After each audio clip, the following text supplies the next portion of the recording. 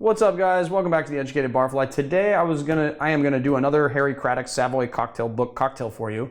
This one with the strange name Fair and Warmer. It's basically a Manhattan variation using rum and curacao. I think it's a pretty interesting drink. I think you guys will like it a lot. So in my quest to be the most comprehensive cocktail channel on YouTube and to do stuff that's a little bit more well, just like stuff that you're not going to find on other channels, I present to you the Fair and Warmer. Let's take a look. First thing we're going to do is half an ounce of curacao. Put that into our Boston glass.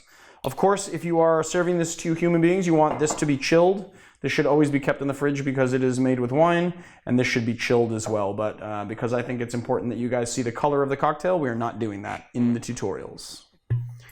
The other thing we're going to do is take this Cokie vermouth de Torino, or sweet vermouth, and do half an ounce as well.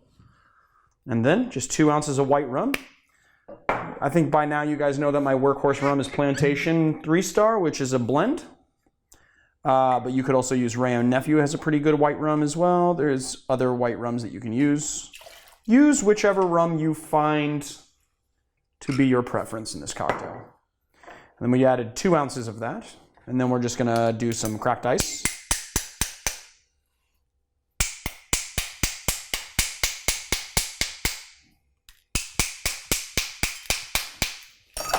Whoa. Oh, so there we go. And we're gonna stir.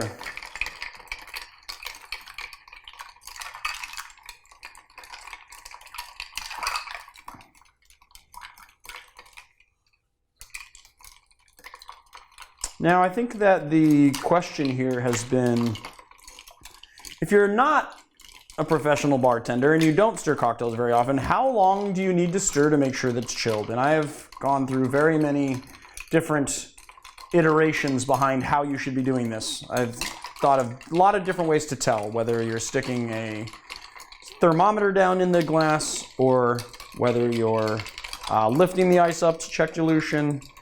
But I will say that over the period, since I've been paying attention to this, I've noticed that it's about, I will say, depending on the type of ice, 30 to 50 seconds of stirring. The thing is that when you're using really dense ice, really dense cold ice, it could actually take up to 2 minutes to get down fully to temperature. So honestly, you could take this and you could say, oh, I forgot something in the fridge, and then just go, and it would be fine. You really wouldn't need to worry about it over diluting. I mean, just because of the freezing temp of alcohol, you don't really have to worry too much about it. But I would say I want to stir even more. I would say between like 30 and 50 seconds, depending on the ice. And what I mean depending on the ice is, you know, if you're using ice from a well in a bar that's going to haven't been sweat, and they're going to have some excess dilution, you're going to have excess water on it, then that's going to add a little bit more dilution. You're going to have to stir a little bit less. Whereas if you get something straight out of the freezer and it's very, very cold, you're going to have to stir a lot more because it is colder and it's going to chill that alcohol down at a slower rate, but you're going to get a colder drink that way. And there you have it.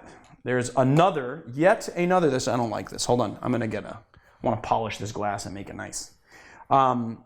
There's yet another description of stirring on this channel. Voila, there we are. That looks beautiful. And then we are going to pour our cocktail into our glass.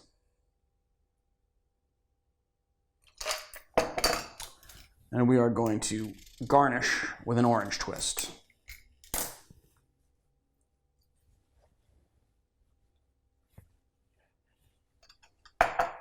There you have it, my friends. The Fair and Warmer by Harry Craddock. Let's taste it.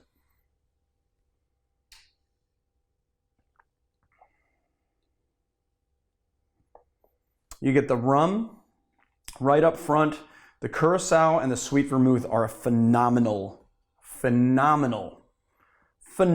pairing.